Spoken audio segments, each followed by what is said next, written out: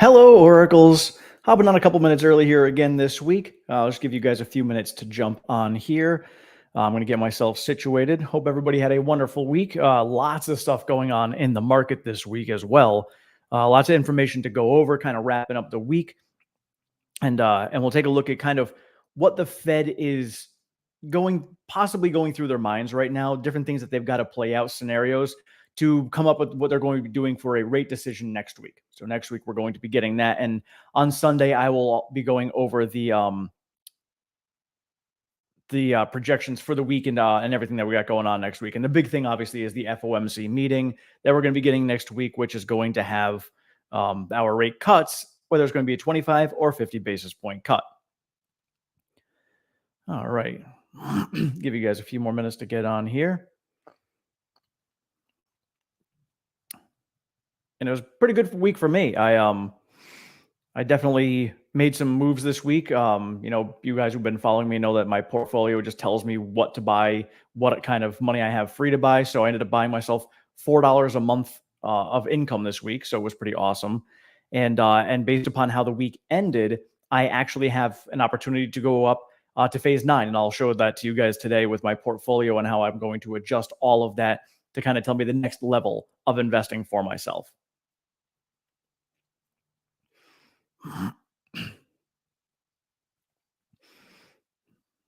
And in other news, I have potential tenants coming in on Monday to take a look at the place to see if they want to rent it out. So that'll be another source of income for me that I've been preparing for. Again, you guys have been following me and know that I bought this house with that intention was to use it as a source of income. And it looks like that is going to be coming to fruition.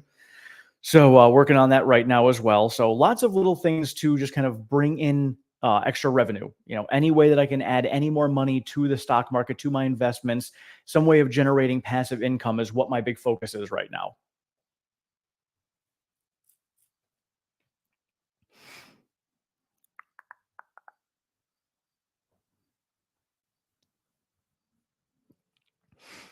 All right, so we'll jump into it now. Give you guys a few minutes to come on here, but I'll start it all off. So this week, as we know, we had gotten the CPI data. We had the first debate going on this week. We had Apple's release of their new iPhone and other stuff that's coming out.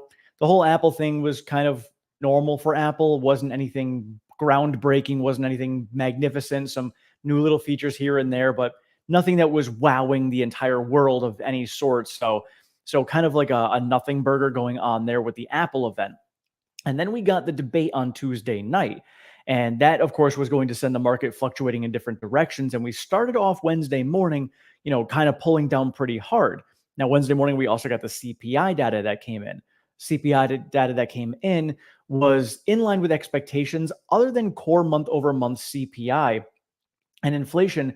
But that was mostly based upon housing. So we'll see if that trend is going to continue or if that was a one-off situation. Then we got PPI on Thursday with the exact same thing, with core month over month being a 0.1% higher. So again, it's not a trend. It could be a one-off thing. We just want to pay attention to it.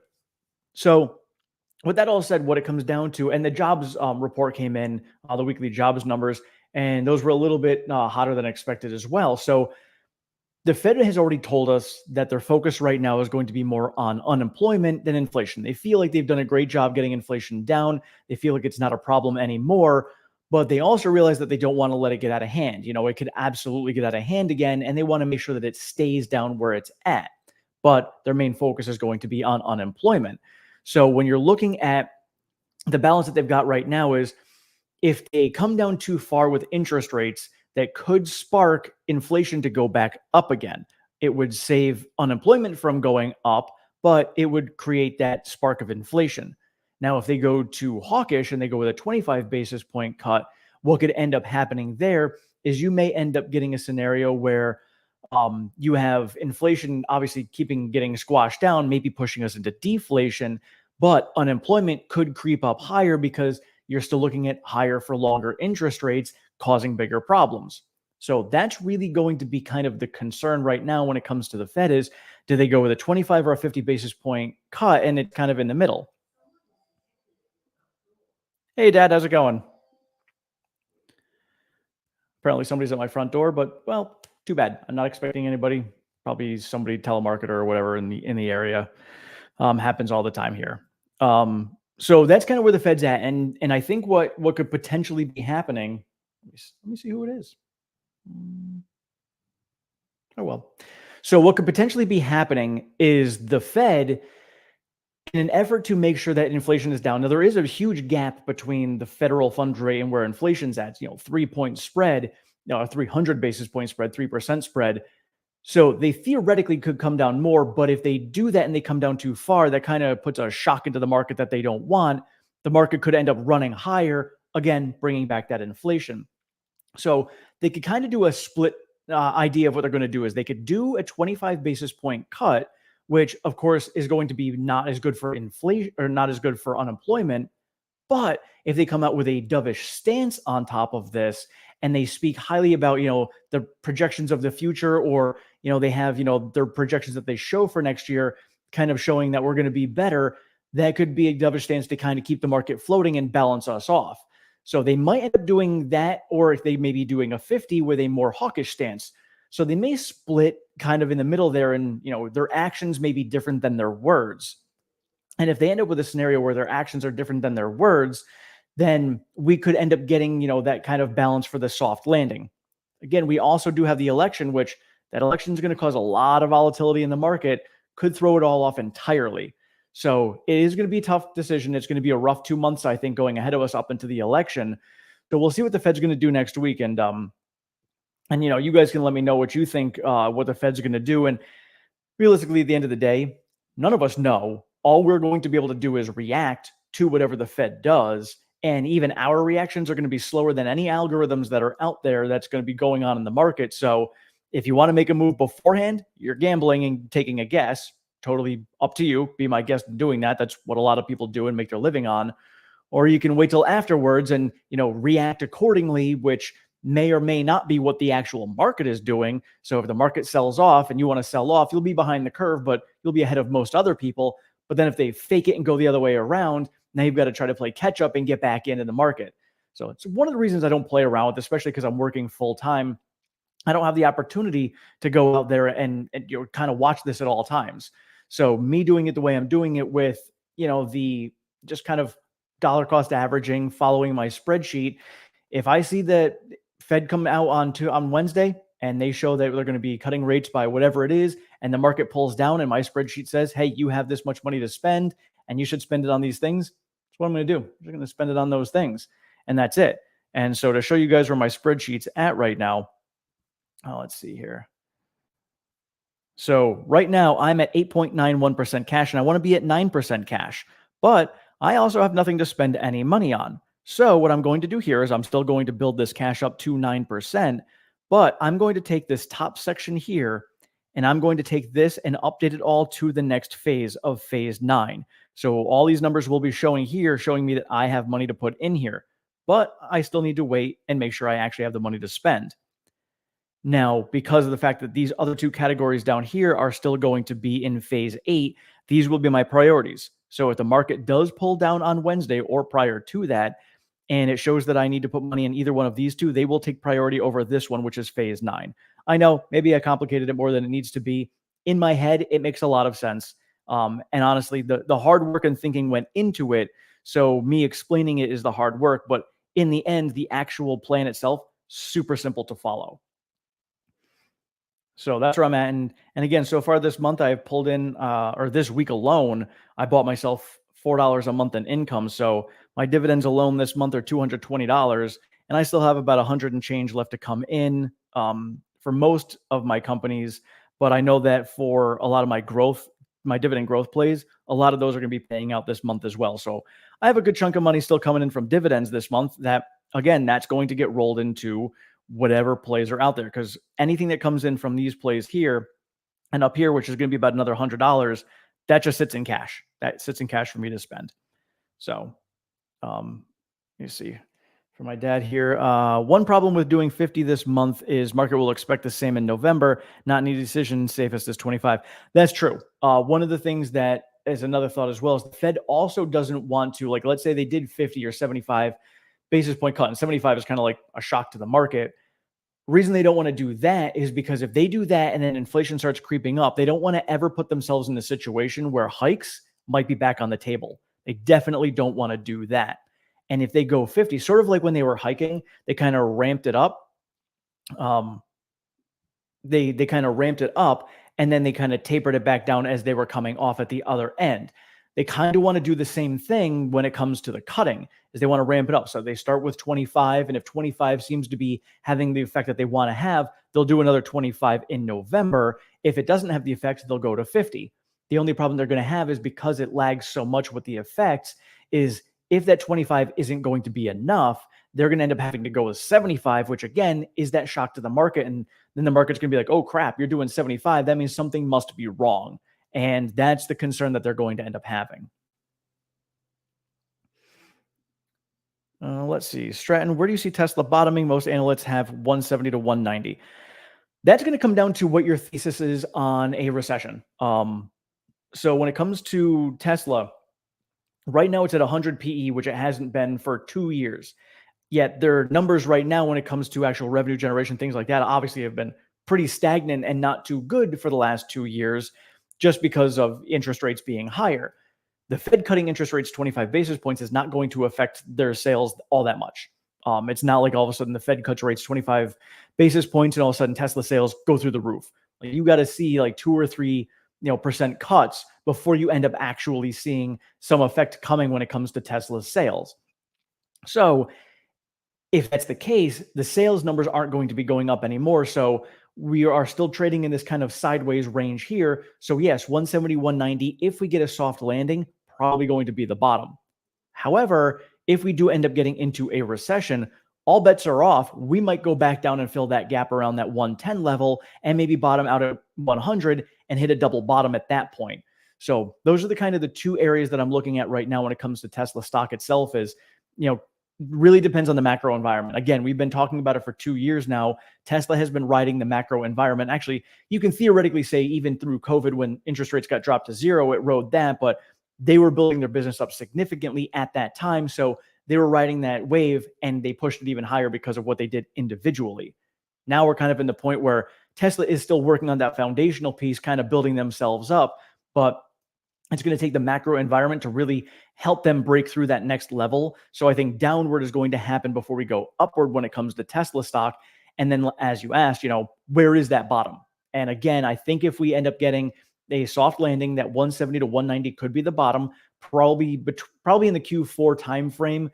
Tesla, especially coming up to, let's see what the Robotaxi event actually has to present to us. Are they at that point where they're going to release the Robotaxi? Can we have FSD solved? Is China going to take on FSD and regulate it before we do? Questions like that. And then next year, the compact car, are they actually going to be releasing this in Q2 of next year? If they do end up releasing it in Q2 of next year, hey, that could be great for sales. What is the ramp cycle looking like? Very much like every other vehicle they've come out with. We want to check the ramp cycle on it, see the sales on it, because obviously, this is going to be a high demand vehicle. They want to make sure that that vehicle is going to be produced as quickly as possible. What's the margins on that vehicle? A lot of these different things. And we might get that information at Robotaxi Day, because again, sounds like the platform that they're putting a Robotaxi on is going to be the same as the compact car. So if that is the case, then we'll be in a situation where we'll get a good idea of what the compact car is going to look like, and we can get a kind of good idea of what demand will kind of look like as we get into next year. So again, hopefully that answers your question, but I think the bottom is really going to depend on the macro environment. And again, if we stay as status quo, we get that soft landing. 170, 190 sounds like a very reasonable bottom. And then if we get a recession, again, we could go all the way down to 100 again. And then, looking at, what's going on with that, the Fed coming out with that 25, potential 25 basis point cut next week. Again, is that going to be enough? Is that going to be enough to bring us down to that point where we are going to be getting ourselves, a soft landing? Or is that not going to be enough? And then we end up pushing down further, because again, unemployment is going to be the biggest factor in all of this, because the recession would be caused by unemployment. If we keep seeing unemployment going up, now again, we did come down 0.1% from last month, but the trend that we've been on is up. So if in October we see that trend up again, that could be a concern, because that means that we have more layoffs. We have Verizon laying off 5,000 people right now. Microsoft is still laying off people. We have a lot of restaurants that are going bankrupt. Red Robin potentially Red Robin, I think, did announce bankruptcy. Cheesecake Factory is on the brink of bankruptcy right now themselves. They have a lot of potential going forward with their company, but there's a lot of companies that are in big amounts of debt. Oracle is one of them when it comes to technology. I own Oracle in my portfolio, but you've got a problem when it comes to Oracle of they have a massive amount of debt. If we get into a recession, or even if the next 2 months, if the stock market pulls down significantly just because of the fact that we have the election going on, that could cause more layoffs. That causing more layoffs in and of itself could cause that spiral to continue downward. That could cause the Fed to, at that point, if it hasn't gone too far down, maybe they can hit that 50 basis point cut in November and try to reverse course, or at least slow down that landing coming in to make it that soft landing again. Again, a lot of things are going to be data dependent. We have to really pay attention. You are most welcome. Hey, what's going on? Thank you. I appreciate it. It's good to be back. Good to be back.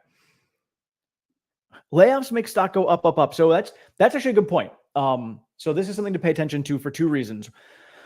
One, when we are in a bull market and we have companies that are out there and they're kind of hitting that top end of their curve and they're not really pushing up higher, and they need to lean themselves out. In a bull market, layoffs are great because it shows that the company is leaning themselves out, cutting costs to the bottom line. They're still going to continue growing revenues, and they're going to have a bigger bottom line at the end of the day. They're making themselves more efficient. That, as you said, is absolutely correct. When it's not going to be a good situation is when you end up having a situation where revenues are coming down. We have an economy that's kind of slipping away. Then you get more unemployment. That is dropping us lower and lower. So it depends on the scenario. In a bull market, absolutely, layoffs are good. They help the stocks go up. In a bear market, or when we have an economy in a situation where we're really not sure if we're going to be able to get through this in a potential recession coming, you definitely don't want layoffs. That's going to scare a lot of people in the market. That's going to cause the entire market to pull down overall. And in doing so, it's kind of a self-fulfilling prophecy, which causes even more layoffs, and then it causes even more of the market to pull down. So it really kind of depends on the scenario that you're in. But you're absolutely right, John. In a scenario where we have a bullish market, layoffs always a good thing.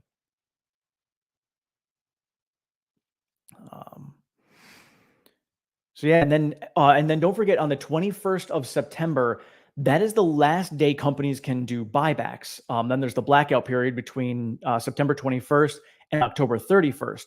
So another reason why it could be detrimental to the market in the next month and a half is going to be because the companies themselves buying huge chunks of their own stock to kind of prop up that stock price cannot happen for 6 weeks. So we're going to be relying on institutions buying or retail investors buying. Retail investors, we've already spoken about, high credit card debt. How much money do they actually have to spend? And there's a lot of institutions who are still keeping money on the sidelines because, hey, they don't know what's going to happen with the election. So they don't want to just go and buy unwittingly, not knowing what's going to happen. So if we do end up getting buying, it won't be until the end of October when we maybe have a better and clearer sense of who's going to win the election. But if it's anything like the last election, we won't know until after the election. So at that point, it's not like we're going to get a lot of buying coming in October. Now, going into November, as that blackout period clears, if the stock market is down very much like last year, that's when a lot of companies can come in and do a lot of those buybacks and buy back their stock at a cheaper price. That's what they want to do anyway. It's phenomenal to do that. So that could be a little boost going into November leading up to the election. Again, it's just going to come down to a lot of timing on that.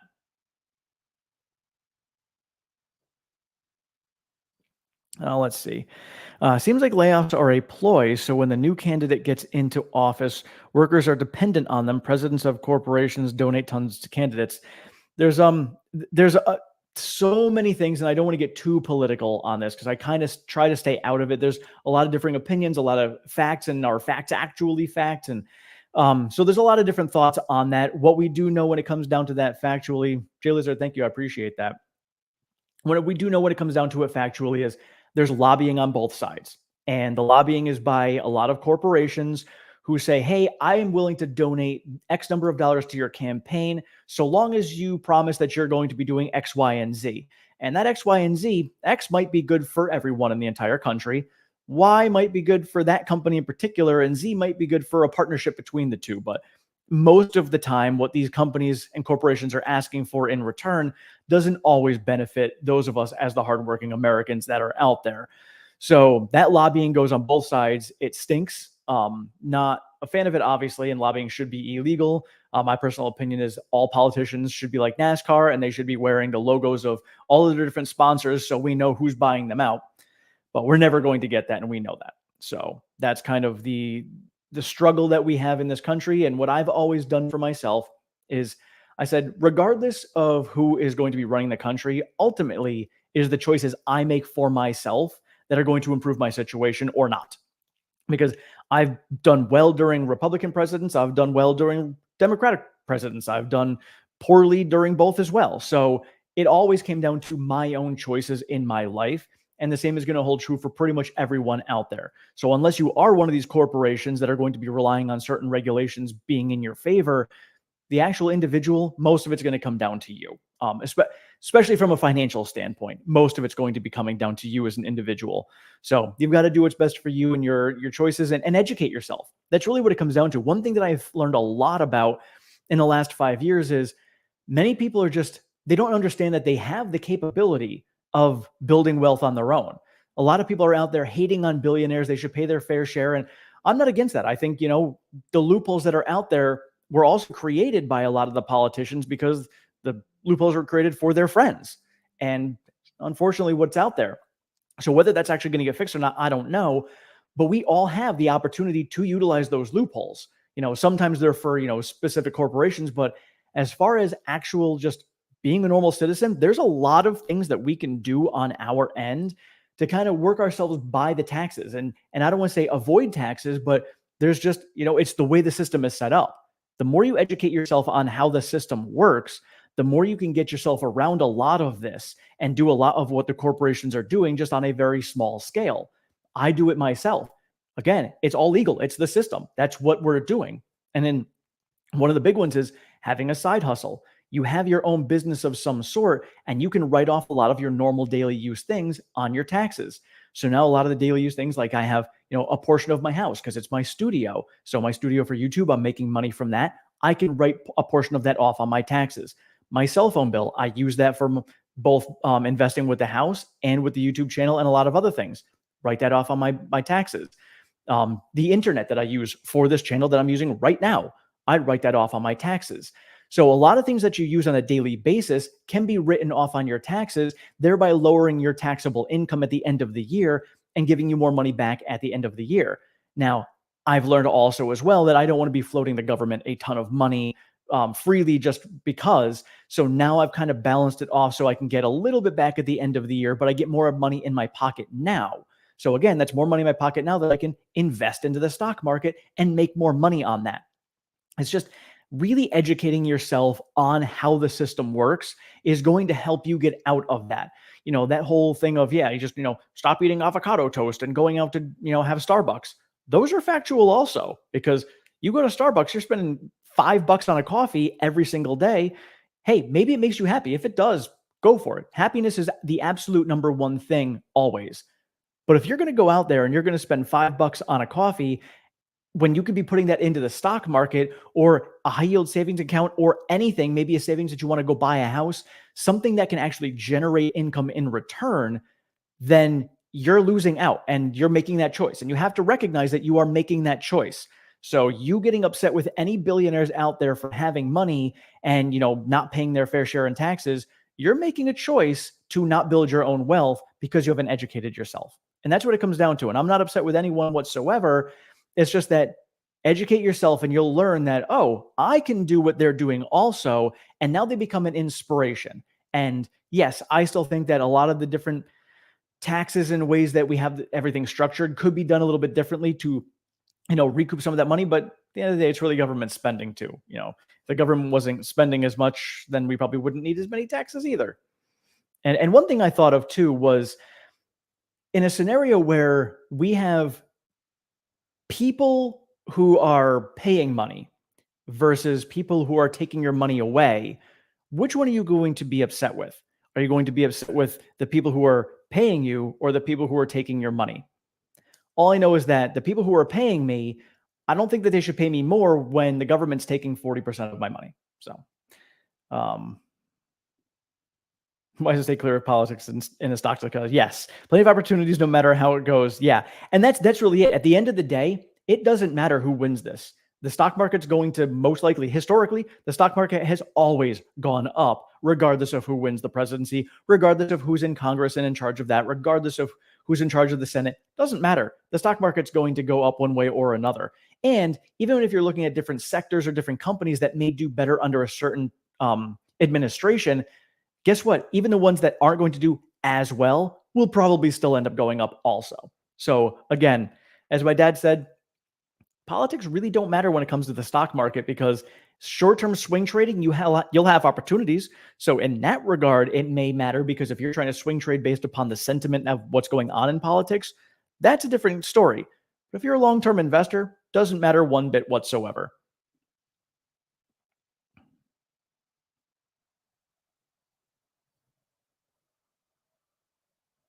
Let's see. President Trump was the spokesperson at the National Crypto Convention 2 months ago, and not even mentioning it.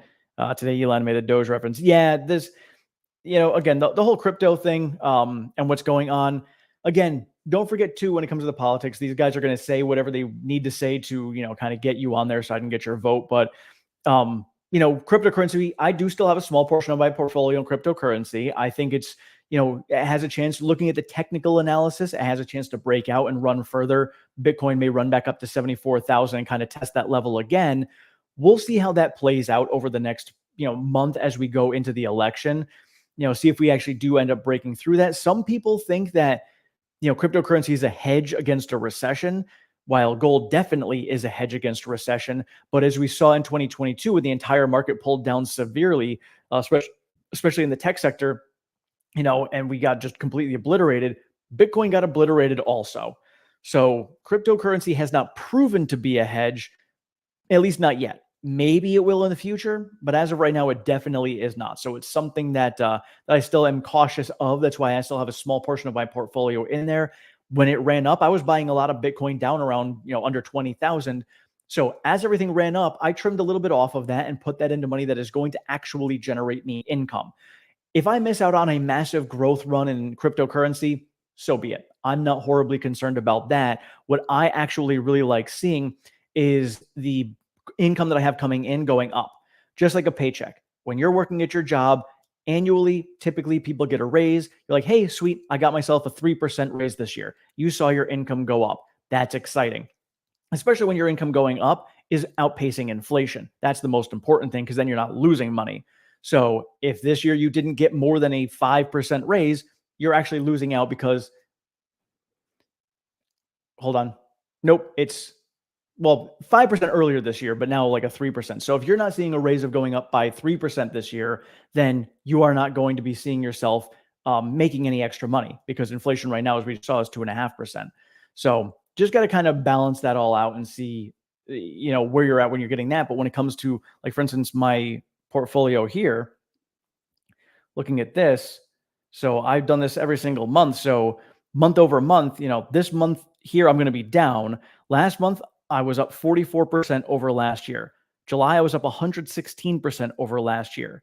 So, and again, I'm putting in a lot less money now than I did last year. So the next few months might be down, because these were all very high yield plays that I had coming in with income, but they had a lot of NAV erosion. So I was losing a lot of money. I was still making money, but it was offset by the losses. So it looked really good on paper, but it really wasn't as good as it was. So I learned my lesson there, switched it out. But already year to date, I am up 12.7% over last year. And I still have 3.5 months to go. So my raise, the income that I bought myself from my investments, is going to be significantly higher than inflation and way higher than I got at my raise from my job. So this is my focus now going forward, is making sure that I am giving myself a higher raise than my job.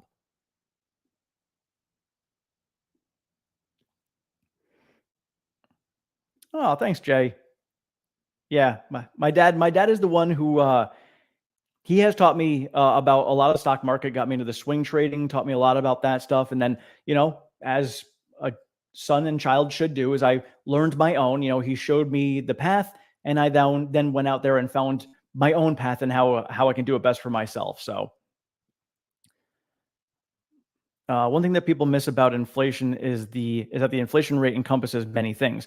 That's true. So it may not affect. So again, you look at like I said, month over month, the housing was a little bit higher. So some people in some categories aren't using certain things. Like if you're going out there, like I don't know, entertainment. I can't remember what categories are out there, but like hotels, things like that. Some people may not be using that.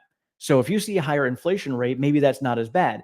But as we saw over the last year, there are some scenarios where those things that a lot of people don't use are down, but the things that people use a lot, like groceries, things like that, are way up.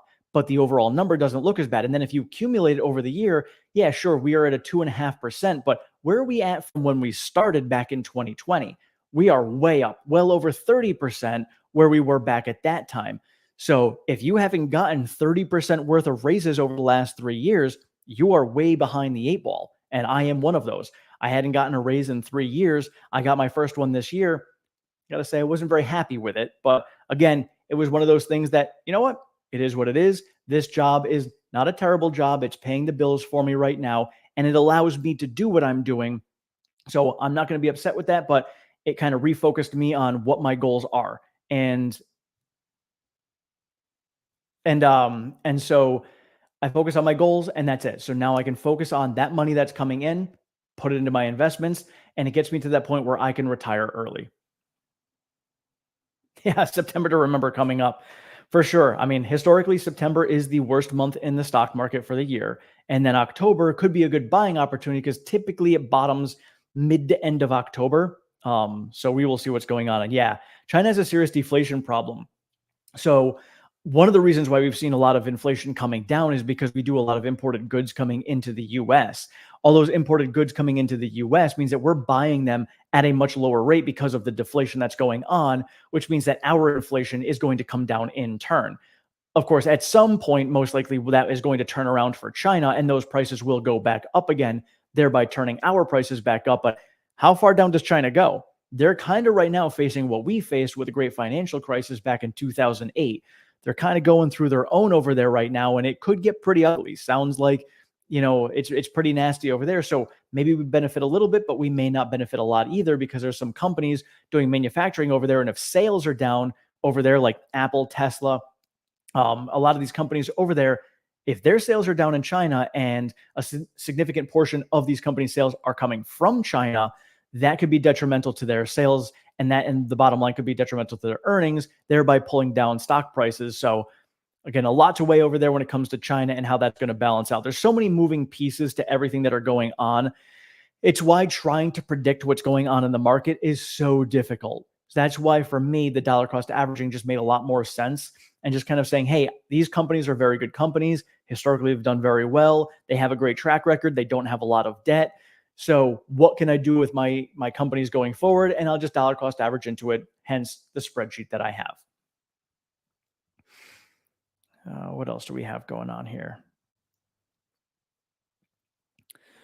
So we've got that, and then dipping back on Tesla. So I will be doing Tesla deliveries video, so you guys can pay attention to that because I know you guys, a lot of you on here still are big investors in Tesla. So don't forget. Don't worry, I haven't lost track of Tesla at all. I'm just kind of broadening my horizons. Yes, and you're right. Yes, Palantir. I mentioned it last night. Palantir just made the S&P 500. So I've got 10 shares of Palantir right now, looking to be adding more of that as well. That is in my spreadsheet. I'll show you here. So Palantir, right here with my 10 shares, and my cost basis on Palantir. So I had Palantir under $10. I sold some at 16. Then when it dipped back, I sold it at 16, dipped back down to 12. I bought it some more back in at 12 and then added more at a little higher level over the 20s. So my cost basis is on Palantir 2025. So 2025 is where I'm at with my cost basis on Palantir. And again, I think Palantir has a good long way to go. They could also be a company that pays dividends in the future. We'll see how that goes. SoFi is another one. I think that they're going to pay dividends in the future. And I'm basically break even on them right now myself. So just these are again why they're the smaller position growth companies for me. Amazon, I will start building up some more, but as I see them grow, I'll start to add more to them, and just take it from there. It'll grow naturally with my portfolio. My dad's finishing thought: if you're not buying a house, car, or traveling, that reduces your inflation cost. Let me see that. If you're not buying a house, car, or traveling, yeah, that is true because those are the things right now that are going up in inflation. So, and I don't know if you guys have noticed. I noticed at the grocery store prices have actually come down. So my grocery bill has been coming down. It was pushing 120, 130 every week, and I'm about $100 right now.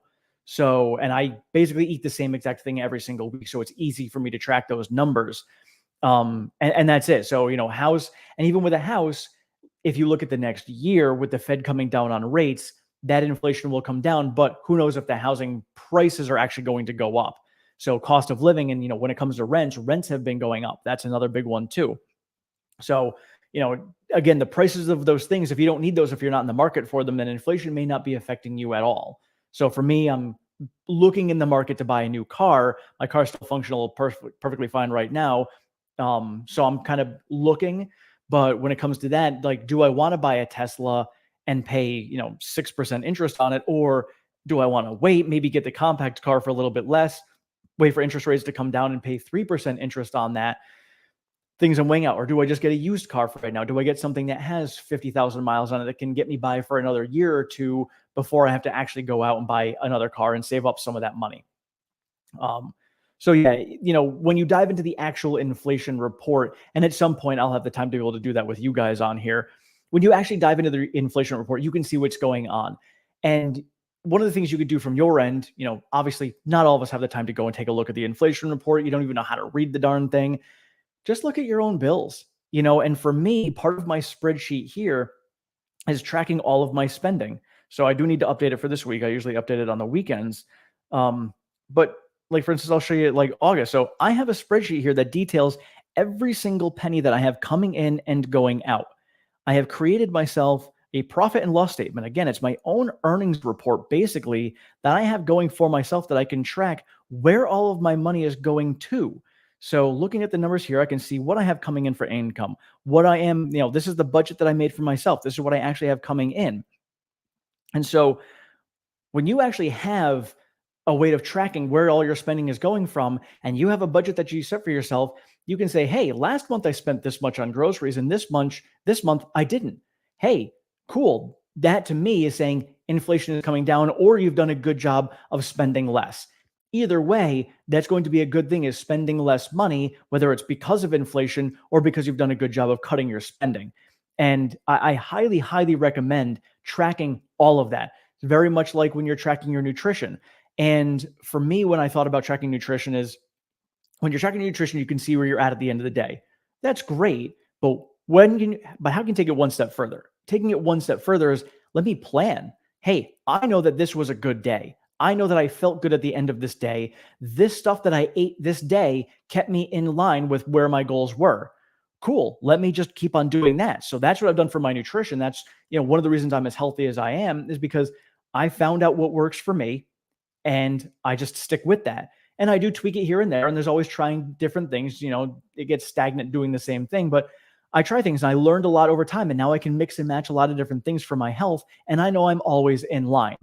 The same thing goes for with your finances. With your finances, track what's good. Hey, I did really well with my budget this month. Cool. Let me keep on doing that. What did I do well this month? Let me plan ahead. That's where the budget comes in.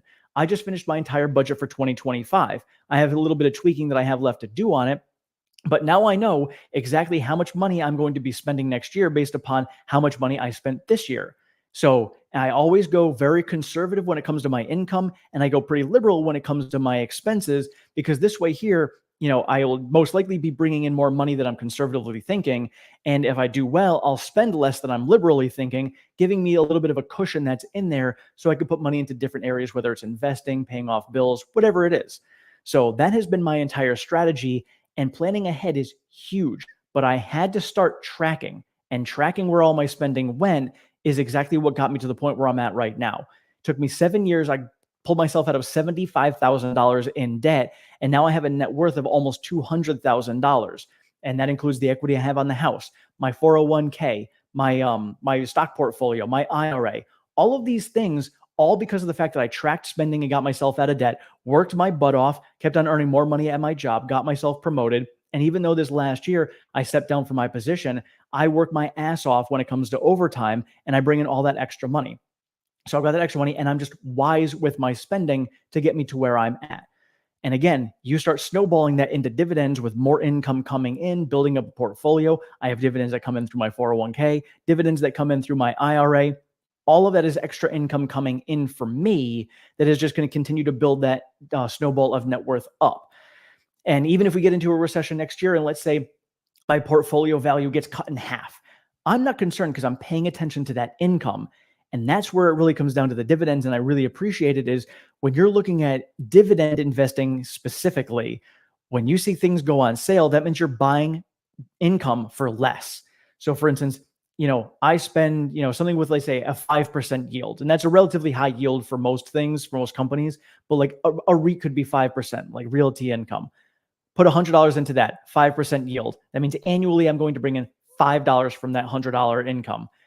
Let's say we get into a recession. That price gets cut in half to $50. Cool, $50. That income level, now you have to pay attention because some dividends do get cut, but historically, a lot of them don't get cut. So if you look at the great financial crisis, companies who didn't cut their dividend, let's say Realty Income was one of them, they actually went up during the financial crisis. But let's say it just stayed the same. Now you're buying $5 worth of income for $50 instead of $100. That's now a 10% yield on that. So that is why I'm paying attention to people who panic sell, don't understand that that's the time that you want to buy. Yes, you want to pay attention to what's going on, but if you have faith in that company not going out of business entirely, those are the times you want to buy. Be ready to buy at those times. Have that income coming in from dividends, and then you have that cash flow generation to buy other companies when they're lower. So that's the strategy that I have learned on this. And that's why I do what I do, because now if I get into a recession, it's going to suck. I don't want to lose my job. There's a potential I could, and I want to be ready for that also. I'll have this net worth and these assets to be able to push myself forward. Again, I have potential tenants coming in soon. If I have somebody coming in here paying money to help me cover the rent on my house, that's going to be a huge burden off of me if I end up losing my job. That covers that. If I don't end up losing my job, now I have the opportunity to buy a lot of income at a much lower price. All that money on a discount. So again, I'll get into more of that. I'm actually going to be doing a 3-part series for you guys. I had one of my buddies ask me, and other people have asked me, some of my favorite dividend stocks. Or my favorite dividend stock is, I can't pick just one, and it's because there's a lot of different reasons why. So I'm going to do a 3-part series, and I'm going to break it down by ETFs, my top 5 favorite ETFs, my top 5 favorite REITs and BDCs, and then my top 5 favorite companies overall to invest in for dividend growth. So I'll do a 3-part series on that over the next few weeks to share that with you guys, so you can see kind of where my mindset is when it comes to my entire portfolio. Grumless, do you still DCA into Tesla? At the moment, so I do in my my ETFs, I do with my 401k, and I do with my IRA. But my main portfolio, I'm just sitting at the 2 shares right now, not dollar cost averaging into that right now because I'm doing it in all the other places, building up my dividends here. So kind of just waiting to see what's going to happen. If we end up getting a soft landing, I'll reassess and see about going back into it. But if we get a recession, that's definitely the time where I'm going to start adding back in. So as of right now, main portfolio not DCAing into, but I am doing it in all of my other areas. All right, that's all I've got for you guys today. I'm going to head on out. I'm going to go kind of get myself settled in for the evening because I do have to work tomorrow. Again, putting in those long hours of overtime. I've already put in, 44 hours this week, 45 hours, and I'm going to go work another 8 hours tomorrow for all that extra overtime. So again, I'm working my butt off. I'm earning this, but again, work twice as hard now, so you're going to half as much later. I still take time to enjoy life though. So don't forget to enjoy life, but do so wisely. So that's all I've got for you guys. Thank you so much for being here. I love spending these Friday evenings with you. I will not be on live next Friday evening. I'm flying out to go and see my son in Kansas City. It's family weekend. So I'm going to be hanging out with him over there, but I'll be back on the following weekend after that. So otherwise, thank you guys so much. I appreciate all of your support. Have a great one.